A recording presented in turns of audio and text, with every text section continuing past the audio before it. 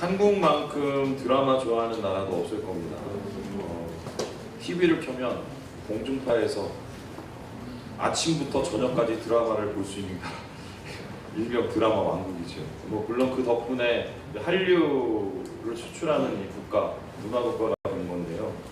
근데 제가 드라마 보면 물론 가끔가다 좀 특별할 때가 있긴 하지만 대부분은 내용이 거기서 거기에요. 그래서 뻔한데요. 이 한국 드라마에서 이제 빠지지 않는 단골 메뉴가 있는데 그 메뉴가 뭐냐면 이제 신데렐라 스토리, 신데렐라 이야기입니다. 이 신데렐라 이야기는 이제 아무리 우려먹어도 질리지 않는 이 드라마계의 뼈국물이라고 할 수 있는데요. 이 대충 뭐 내용이 이렇습니다. 구박받고 천대받는 한 주인공. 그런데 이 주인공을 몹시 괴롭히는 악역들이 있죠. 원작에서는 계모가 있고 또 언니들, 못된 언니들이 있는데 뭐 이 사람이 막 괴롭히는 상황 속에서 삶의 역경들이 계속해서 이게 막 닥칩니다. 근데 그 역경 가운데 일이 풀리는 게 아니라 점점 꼬이고 오해와 고난이 이제 극에 당하게 되죠. 극에 다다를 즈음에 결국 백마탄 왕자님이 갑자기 짠하고 나타나서 이 주인공은 왕자님의 손을 잡고 이제 행복해져요. 그게 이제 끝이죠. 이게 신데렐라 이야기입니다. 근데 이 신데렐라 이야기의 이제 표면적인 주제는 원선진앙입니다. 그래서 악한 사람 벌 받고 선한 사람은 하나님 안에서, 하나님이 아니죠. 선한 사람은 뭐 행복해진다, 상 받는다 이런 해피엔딩인데요. 좀 더 이제 깊이 한꺼풀 벗겨보면 이 신데렐라 스토리의 주제가 있어요. 더 깊은 주제, 숨겨진 주제가 뭔지 아세요? 여러분, 신분상 상승이에요. 신분상승. 우리가 이제 이 신데렐라 스토리를 계속 우려먹어도 좋아하는 이유가 뭐냐면 모든 사람들은 올라가는 걸 좋아해요. 그러는데 이 신데렐라는 이 바닥 닿는 밑바닥에서 왕자 손잡고 공주가 되고 왕비가 되는 것까지 이제 올라가지 않습니까? 모든 사람들은 이러한 욕망을 자연스럽게 신데렐라 이야기를 통해서 투영을 합니다. 그래서 그 이야기가 시대에 따라서 진화가 됐어요. 70년, 80년대 우리나라에서 신데렐라로 이제 부각되는 주인공이 누구인 줄 아세요? 이 산업 시대에 산업의 역군, 이 역군으로 시골에서 상경해서 공장에서 일하는 이 시골 처녀들, 이 사람들이 이제 그 드라마의 주된 신데렐라들이었어요. 그래서 뭐 실장님을 만난다든가 사장님 아들을 만나고 이 뭐 인생이 바뀌는 뭐 이런 역사가 일어나죠. 뿐만 아니라 최근에는 이제 더 이상 시골 처녀가 아니라 신데렐라가 좀 변했습니다. 누구냐면요, 돌싱들이에요. 돌싱들. 그러니까 이혼녀들. 왜냐면 요즘에 아침에 틀어봐도 저녁에 틀어봐도 계속이 뭐냐면 이혼녀들이 총각 실장 만나서 결혼하는 얘기가 계속해서 이어져요. 거의 뭐 이게 안 바뀌어요. 왜 이러냐? 요즘에 이제 이혼이 거의 대세기 때문에 워낙 이혼하신 분이 많고, 왜냐면 이제 개성이 워낙 강해진 거죠. 그런 상황에서 이렇게 시청자들이 이거를 보면서 이제 저놈하고 내가 살아봐라 그러는데 저기 앞에서 막 그런 모습을 보면서 대리적으로 이렇게 만족을 하는 거예요. 근데 이제 흥미로운 게 최근에 이르러서는 이 신데렐라 이야기의 주인공이 남성으로 바뀌고 있어요. 그러니까 이 남자가 이제 그 완전히 그 흑수저를 가진 남자가 마차 탄 공주님을 만나는 얘기가 이제 나옵니다. 왜냐하면 이제 드라마를 보는 계층이 이제 남성층으로까지 이제 번져갔기 때문인데요. 뻔하고 식상한 신데렐라 이야기가 이렇게 그치지 않고 계속해서 외연을 확장해가는 이유는 대리만족 때문입니다. 신분상승에 대한 욕구를 충족시켜주기 때문인데, 근데 여기뿐만 아니라 이 이야기의 끝이 항상 해피엔딩이에요. 그러니까 이걸 보면서 우리가 그냥 막연한 희망감을 갖게 되는 거죠.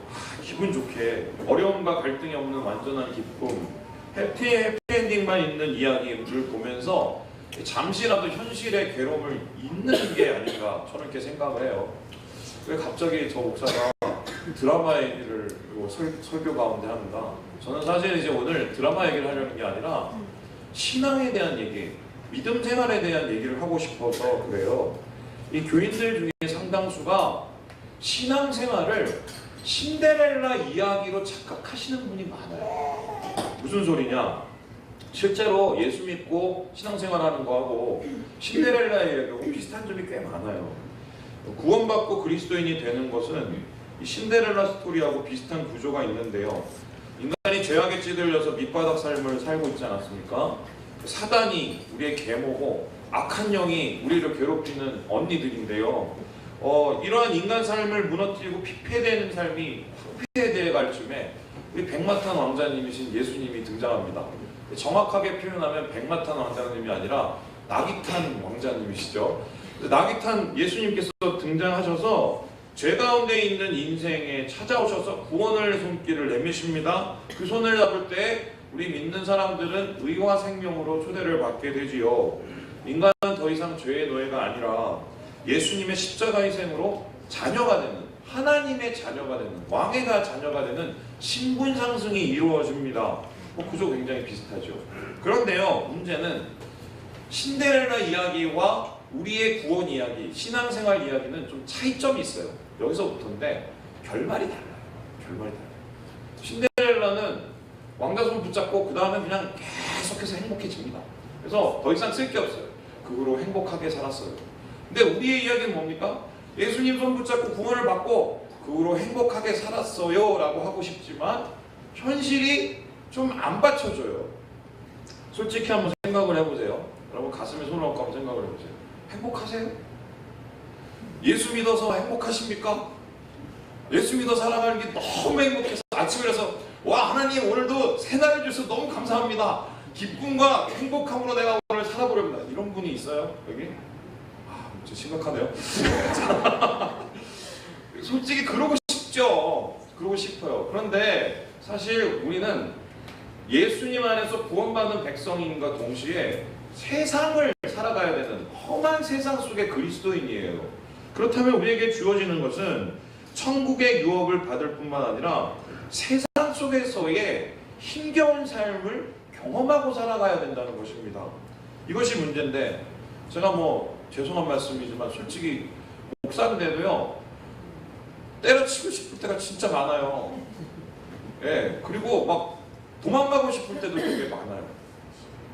그럼 막 참기 힘들고 막 탈출하고 싶을 때도 많아요. 저는 특별히 더 그런 것 같아요. 성격이 못 돼갖고 더 죄송한 말씀인데 그만 살고 싶은 생각도 어떨 때는 들어요.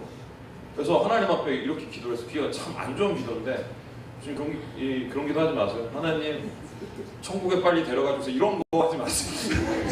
저 진짜 그럴 때가 있어요. 왜냐하면 제 마음도 지금 우울함이 좀 있어서 왜냐하면 이게 현실이 녹록하지가 않은 거죠. 그런데 이제 본문에서 바울은 우리의 현실, 이 그리스도인이 처한 현실을 다음과 같이 표현하고 있는데요. 우리 함께 2절의 말씀을 같이 한번 읽어보겠습니다. 2절 말씀입니다. 시작. 또한 그로 말미암아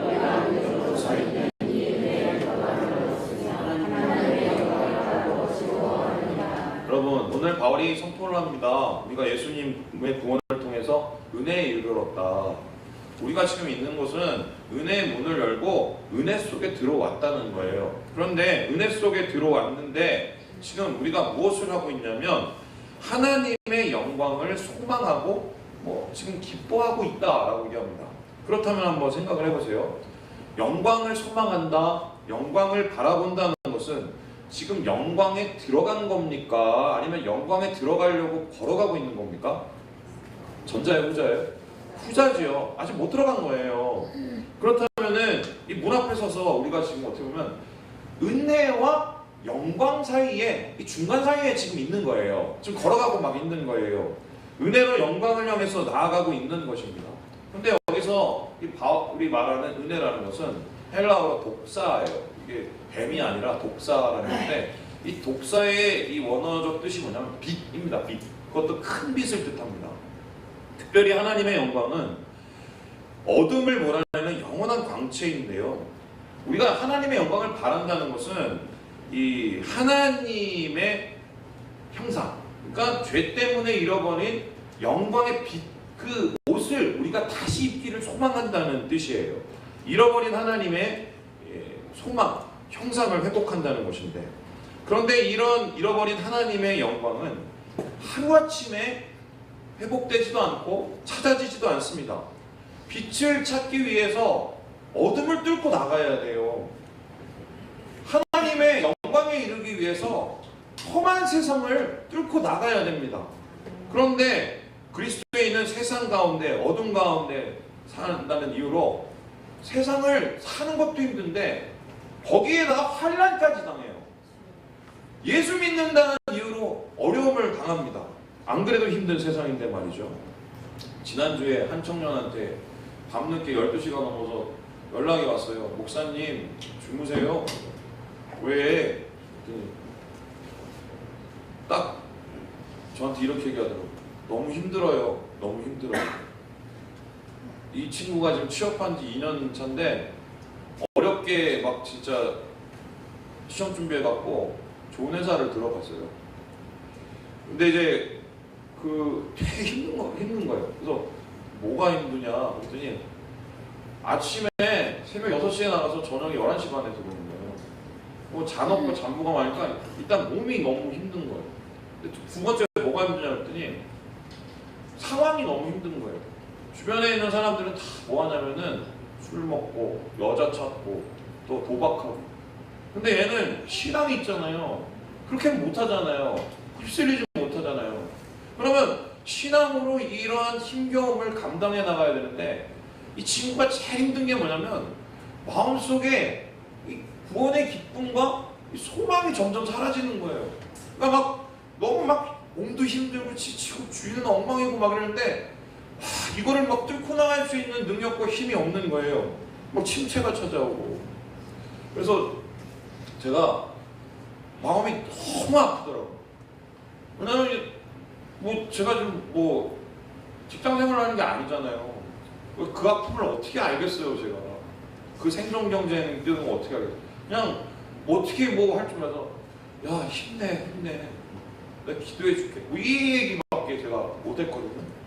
여러분 어떻게 보면은 지켜야 할 것은 맞고 그것을 지킬 수 있는 힘과 기쁨은 점점 사라지는 것, 이게 우리의 지금 현실인데 거기에 플러스 신앙적으로 예수 믿는다는 이유로 박해까지 당하면 이거는 진짜 완전히 설상가상이거든요.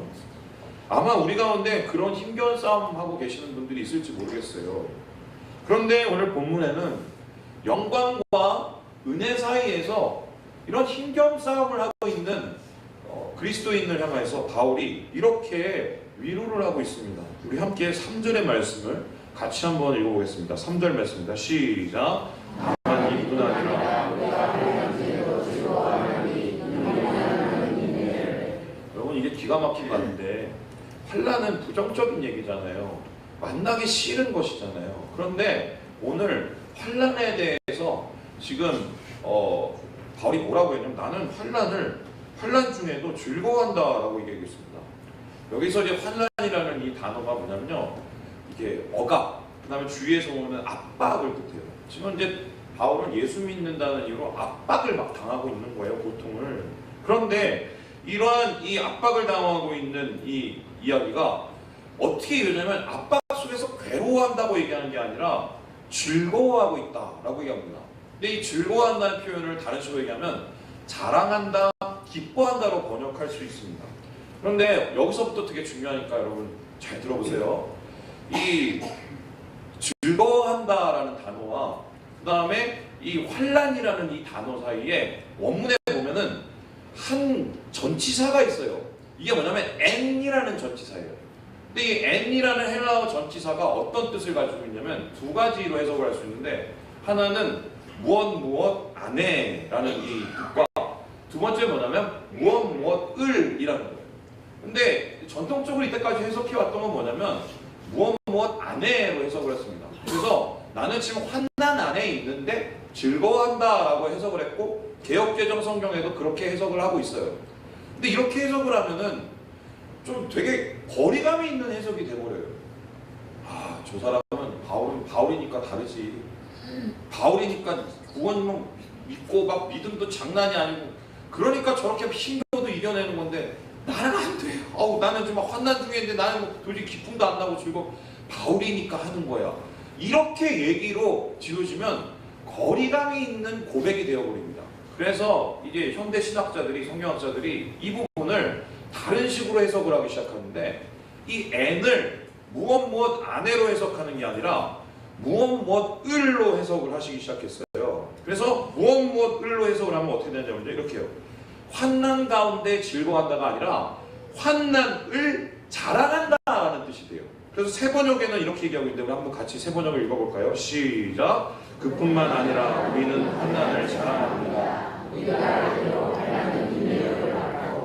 여러분, 이 해석이 이제 오늘날 각광을 받는 해석입니다. 그래서 이 뜻이 뭐예요?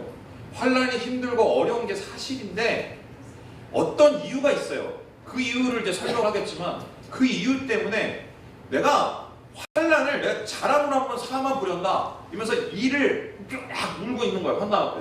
그러니까 결단의 표시로 지금 바울이 고백을 하고 있다는 것이에요. 자, 그렇다면 생각을 해봅시다. 어떻게 환난을 자랑할 수 있을까? 무슨 이유가 바울을 환난을 자랑하는 결단을 하게 만들었을까? 저는 오늘 이 이유에 대해서 두 가지 얘기하고 싶은데요. 첫 번째 이유가 뭐냐면 환난이 특권이기 때문입니다.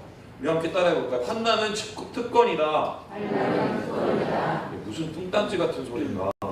환난이라는 거는 다 피하고 싶은 거고, 특권이라는 것은 모두가 누리고 싶은 건데 왜 이게 환난이 특권이 될 수 있는가?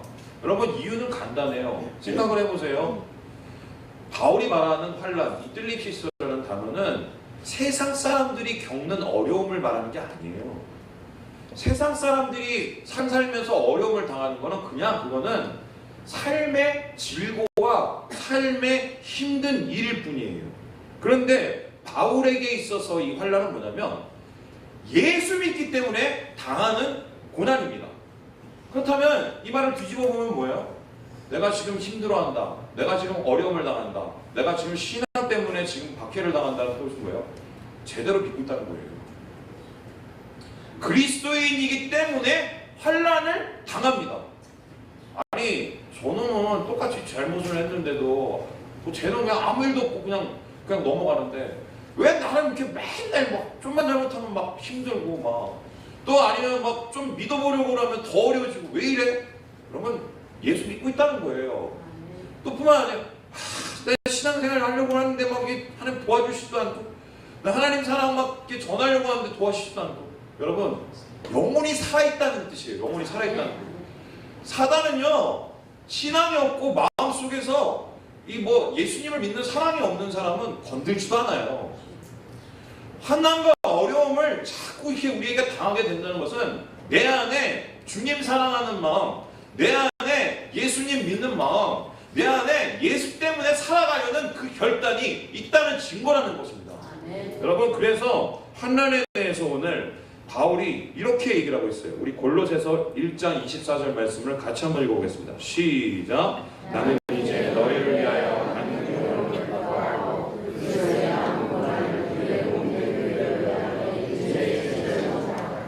환난이 특권인 이유는 예수님 믿기 때문에 살아있다는 증거로 받는 이 권리이자 동시에 내가 니네 때문에 지금 환난을 받고 있다는 소리예요. 그 소리가 뭐냐? 내가 환난을 너희를 위해서 받음을 통해서 영혼이 살아나고 교회가 살아난다는 거예요. 여러분, 세상 사람 중에 사람 살리는 사람이 몇 명이나 돼요? 교회 살리는 사람이 몇 명이나 돼요? 근데 하나님 안에서 받는 고난과 예수 믿기 때문에 당하는 환난은 교회를 살리고 사람을 살리고 이웃을 살립니다.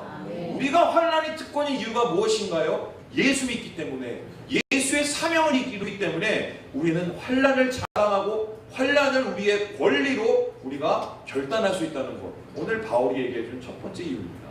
두 번째, 바울이 이야기하는 환난을 자랑하는 이유란 무엇인가? 우리 한번 따라해봅시다. 환난은 유익이다. 환난이 유익이기 때문에 바울은 환난을 자랑하고 있어요. 우리 함께 신명기 8장 2절의 말씀을 같이 한번 읽어보겠습니다. 시작!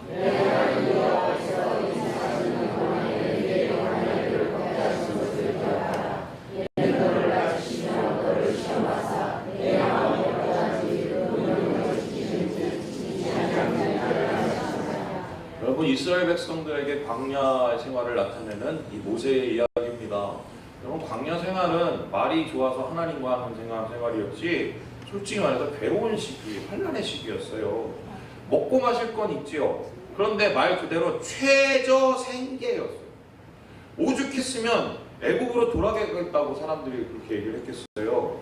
그래서 모세는 이 광야 생활에 지쳐가는 이스라엘 백성들에게 이렇게 위로를 했어요. 얘들아, 지금 니네 개고생하는 거 아니다. 지금 이렇게 하는 게 굉장히 이해는 안 될 거야. 하지만 이게 굉장히 유익이야.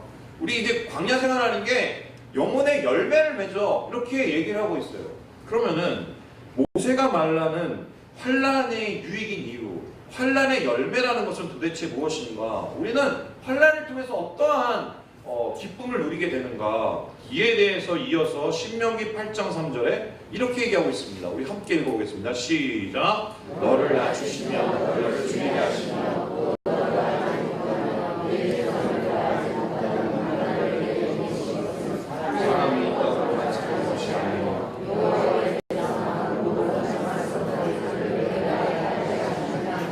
모세가 말하는 광야 생활의 유익이 무엇이냐? 이 말씀 잘 보세요.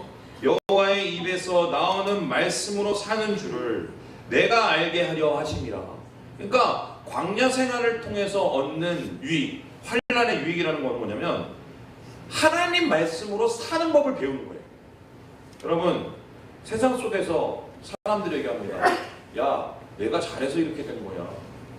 내가 힘이 있어서 이렇게 된 거야. 내가 재능이 있어서 이렇게 된 거야. 저는 그런 사람들의 몰락을 수없이 지켜봤어요. 여러분, 그런데 우리가 세상 살아올 때, 믿음을 살아가려고 할 때, 신앙을 지켜려고 할 때 어려움을 당합니다. 그럼 제일 먼저 느끼게 되는 게 뭔지 아세요? 제가 지금 그저께 잠을 1시간밖에 못 잤어요. 왜냐하면 지금 이 재개발 사업이 좀 엉망이 돼버렸어요. 막 1년을 막 넘게 됐는데, 그래서 저기 토요일날 장로님하고 한숨을 3시간 동안 한숨 쉬다가 이거 어떻게 해야 될지 막. 근데 집에 와서 이제 기도하는데 마음 가운데 제일 먼저 본 게, 그래 내가 그렇지 뭐 이런 거예요. 내 능력으로 안 돼요. 우리가 환난 가운데 맨 처음에 깨닫게 되는 게 내 모습 보게 돼요. 내 모습 안에는 능력이 없어요. 감당할 수 있는 힘도 없어요. 그리고 이걸 이겨나갈 수 있는 소망도 없어요. 우리가 환난을 통해서 맨 처음에 알게 되는 거, 나의 한계를 깨닫게 됩니다. 근데 거기서 끝인가요? 믿음의 생활을 하면서 환난을 겪을 때 우리는 또 무엇을 보게 됩니까? 우리의 한계를 본 그곳에서 어떻게 해요? 하나님께 나아가요. 하나님께 나아가면 어떻게 돼요? 하나님 가만히 계십니까? 우리의 눈을 여세요. 그럼 우리의 눈을 였을 때 그곳이 어떤 곳인가요? 주님의 사랑과 하나님의 인재가 있는 곳으로 변화되게 되는 건 아니겠어요? 그럼 우리는 환난을 통해서 나의 한계를 깨닫고 하나님의 영원하신 사랑과 함께 하심을 깨닫게 되는 것이, 이게 말씀으로 사는 법을 배우는 거예요. 우리에게 환난이 유익인 이유는 무엇입니까? 바로 모든 삶 속에서 하나님의 말씀이 다스리시는 그러한 믿음을 얻게 된다는 것입니다. 모든 믿음 중에 가장 강력한 믿음은 체험을 통해서 얻은 믿음이에요. 그래서 우리는 이것을 체험신앙이라고 합니다. 여러분, 체험신앙이 있으면 정말 어려운 시기도 그 체험에 하나님 만났던 그 기쁨의 시기를 기억하면서 그 메마른 땅을 걸어갈 수 있어요. 여러분, 이 믿음으로 이스라엘은 요단강 건넜고요. 이 믿음으로 여리고성 무너뜨렸고요. 이 믿음으로 가나안 차지할 수 있었습니다. 당장 앞에 어려움은 우리의 마음을 자꾸 무너뜨릴 수 있지만 이 시험을 통과할 때 우리는 분명히 얻게 될 거예요. 말씀으로 살아가는 법, 하나님께서 우리를 붙드시는 그 삶을 우리는 체험하게 될 것입니다. 이것이 우리가 환난을 자랑할 수 있는 이유라는 것입니다. 자, 그렇다면은 우리는 오늘 배웠습니다. 이 환난이라는 것 특권이다. 환난이라는 것 유익이다. 그렇기 때문에 환난을 자랑할 수 있다고 배웠습니다. 그러면은 이제 한번 생각을 해봅시다. 우리가 환난을 지나서 하나님의 소망으로 나아가는데, 은혜를 통과하여서 주의 소망으로 나아가는데, 이 하나님의 영광으로 나아가는 길, 이 소망으로 나아가는 방법은 도대체 무엇인가? 저는 오늘 여기에 대해서 3가지로 여러분께 결론을 내리고 싶어요. 우리 함께 따라해 봅시다. 버티자. 우리 옆 형제 우리 자매에게 얘기합시다. 버티자. 네. 우리 4절의 말씀을 같이 한번 읽어보겠습니다. 4절 말씀입니다. 시작. 인내는 연단을 여러분 여기서 인내라는 말이요 휘포모네라는 단어예요. 근데 휘포라는 것은 무엇 아래라는 거고 모네라는 것은 머물다 버티다라는 뜻입니다. 그래서 휘포모네를 이렇게 합쳐버리면 휘포메노를 합치면 뭐냐면 나무예요. 나무. 뿌리를 깊이 내고 이 세파 속에서도 흔들리지 않는 이 나무. 제가 이 사이판에 이제 갔었을 때 맨 처음에 깜짝 놀란 게 처음에요. 왜 이래요? 그랬더니 그 쓰나미가 몰아쳐갖고 여기 그 전력이 다 나간 거예요. 그러니까 이제 뭐 사람들이 촉촉촉 막 살고 막 그러고 있더라고요. 두 번째 놀란 게 뭐냐면 해변가에 나무가 다 뽑혔어요. 근데 신기해서 그 나무가 어떤 데를 딱 뭔지 딱 봤더니 나무가 막 되게 커요. 막 큰데 뿌리가 막 몇 개, 아이고, 이게 넓게 뻗어 있어요. 그런데 이 나무가 왜 뽑혔나를 봤더니 깊지가 않아요. 그냥 넓게 뻗어갖고 그냥 이렇게 걸치고 물을 빨아들이고 있을 뿐이지 나무가 뿌리를 밑으로 깊게 뻗지 못하니까 바람이 부니까 흔들리고 뽑혀버린 거예요. 근데 제가 거기에서 놀란 걸 봤는데 뭐냐면 절벽이 있어요. 거기 만세절벽이라는 게 있는데 거기 만세절벽에 올라가면은 나무가 한 2m도 안 되는 1.5cm 정도, 1.5m 정도 되는 나무가 있어요. 근데 그 나무는 안 뽑혔어요. 근데 바람 세기로 따지면 해변의 나무하고 절벽에서 부는 바람은 차원이 달라요. 훨씬 더 많은 세포가 있거든요. 왜 이 나무는 안 뽑혔을까? 왜냐면 이런 단단해요. 뿌리가 깊기 때문에. 그러면 인내한다는 것은 무엇입니까? 상황 보지 않고 본질에 충실해서 말씀의 뿌리를 내밀어 버티는 거예요. 바람이 거셀수록 뿌리는 깊어지는 법입니다. 여러분, 주님 안에서 우리가 소망으로 나아가는 첫 번째 방법, 버텨야 돼요. 버텨야 돼요. 상황이 우리의 마음을 괴롭혀도 우리는 주위 안 보고 나는 계속 뿌리를 내리려다. 여러분, 이게 주님 안에서 소망으로 나아가는 첫 번째 방법이라는 것입니다. 그렇다면 우리가 두 번째로 만나는 소망의 방법은 무엇인가? 우리 따라해볼까요? 성품을 다듬자. 예, 오늘 우리가 본 이 4절에는 인내가 연단으로 나아가게 된다고 얘기합니다.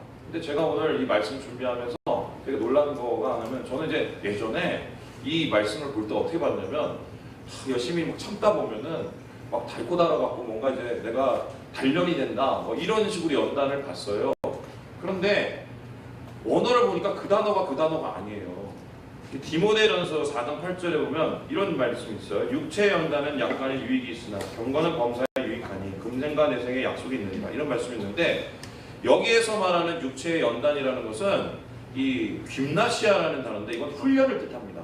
그래서 우리가 맨 처음에 생각했던 그 훈련, 그러니까 인내 가운데 막 훈련을 하다 보면 그게 유익이야 뭐 이런 거예요. 그런데 오늘 본문에 나오는 이 연단이라는 단어는 김나시아가 아니라 도키메라는 단어인데 이 도키메라는 단어가 뭐냐면 정확하게 표현하면 뭐예요? 인격이에요. 시험을 통해서 얻어지는 인격. 그러니까 정리하면 이렇습니다. 내가 소망으로 나아간다. 영광으로 나아간다. 어떻게 나아가냐? 버텨라. 그냥 어떻게 돼요? 버티다 보면 어떻게 돼요? 인격이 다듬어지는 거예요. 여러분, 우리의 인격은 어떻게 다듬어집니까? 바로 주님 안에서 하나님의 성품을 닮아가는 거예요. 그래서 세번역 성경에 이 로마서 3장 4절을 이렇게 얘기하고 있습니다. 우리 같이 한번 읽어보겠습니다. 시작. 인내력은 단련된 인격을 갖고 단련된 인격은 희망을 갖는 줄을 알고. 여러분, 저를 보세요. 여러분, 제가 멋있어 보이시나요? 네. 제가 여러분의 소망인 거 아세요? 저는 목사가 될 사람이 아니에요. 제 성질로 따지면은 정말 막 하는 성격이에요. 제가 예전에 마음에 안 들면 던지고 깨부시고 승질을 내고 화내고, 우리 저희 박씨 가문에는 이 대대로 내려오는 혈기가 있어요. 이게 독립운동도 하고 뭐도 하고 뭐 그런 거지만 혈기가 있어요. 이런 사람이 목사가 됐어요. 제가 지금도 되게 부족하지만 제가 여러분 앞에 희망인 이유가 뭔지 아세요? 많이 변했어요. 아직도 막 함량 미달이지만 예전에 제 모습 따지면 정말 많이 변했어요. 여러분, 저도 이렇게 됐어요. 여러분 안 그러시겠어요? 나 뭐 사는 게 왜 이래? 신앙생활, 난 왜 맨날 이 모습이야? 여러분, 옛날에는요 그렇게 고민도 안 하고 살았어요. 그렇게 고민도 안 하고 남 피해주고 상처주고 그렇게 살던 인생들 아니었는가요? 근데 지금 어떻게 해요? 저지른 실수에 대해서 하나님, 제가 또 그랬어요. 다음엔 안 그래야지. 또 막 상처받은 사람 보면서 하나님 죄송해요. 이러면서 우리의 이 인격이 다듬어져 가는데, 그 인격 가운데 뭐가 나타나냐면 하나님의 성품, 예수님이 나타나는 거예요. 근데 이 예수님이 나타나는 것이 다름 아닌 뭐예요? 환난을 통해서 하나님의 영광으로 나아가는 이 길인 거예요. 우리는 버팁니다. 그리고 이 버티는 상황 속에서 인격을 다듬음으로, 성품을 다듬음으로 하나님께 소망으로 나간다는 것입니다. 그렇다면은 소망으로 나아가는, 주의 영광으로 나아가는 마지막 방법은 무엇일까요? 우리 한번 따라해 봅시다. 소망을 잃지 말자. 여러분, 사단이 제일 좋아하는 게 뭐냐면 꿈을 잃게 만듭니다. 내일을 잃게 만듭니다. 우리 교회가 뭐 그렇지 뭐, 내가 뭐 그렇지 뭐, 또 그러네 뭐. 이게 사단이 하는 짓이에요. 두 번째 사단이 하는 짓이 뭐냐? 내 욕망을 하나님의 소망으로 착각하게 만드는 거예요. 이렇게 하면은 누이 좋고 매부 좋고 나도 좋고 하나님 좋고, 그러다 보면은 하나님의 소망이 무너지거나 하나님의 소망이 변질돼서 내 안에 다르게 왜곡되게 나타나 버리는 거예요. 그런데 우리가 하나님의 영광으로 나아가는 방법은 무엇이냐? 버텨요. 인격을 다듬어요. 그리고 어떻게 돼요? 하나님의 진짜 소망을 우리가 끝까지 지켜내는 거예요. 그렇다면 하나님이 주시는 진짜 소망이라는 것은 무엇이냐? 우리 로마서 15장 13절 말씀을 같이 한번 읽어보겠습니다. 시작! 소망의 하나님이 모든 기쁨과 평강을 믿음 안에서 너희에게 충만하게 하사 성령의 능력으로 소망이 넘치게 하시기를 원한다. 진정한 소망은 욕망도 아니고 야망도 아닙니다. 진정한 소망은 뭐예요? 성령님이 주시는 거예요. 내가 예수 그리스도 통해서 하나님을 믿고 사랑하는 마음을 가질 때 내 마음에 주시는 성령님의 마음이 소망인 것입니다. 이 성령님의 마음이 우리 가운데 있었을 때 욕망은 무너집니다. 우리 가운데 야망은 무너집니다. 헛된 바람도 무너져요. 그리고 진짜 하나님이 나를 통해서 세우시기 원하는 하나님의 소망이 우리 가운데 이루어지는 것입니다. 여러분, 성령이 우리를 소망하게 만드십니다. 믿음을 통해서 이 소망은 세워지게 되는 것입니다. 소망이신 우리 구주 되신 주님께 인내와 이 연단을 통해서 나아갈 때 우리는 소망을 잃어버리지 않는 것입니다. 여러분, 제 소망이 뭔지 아세요? 제 꿈.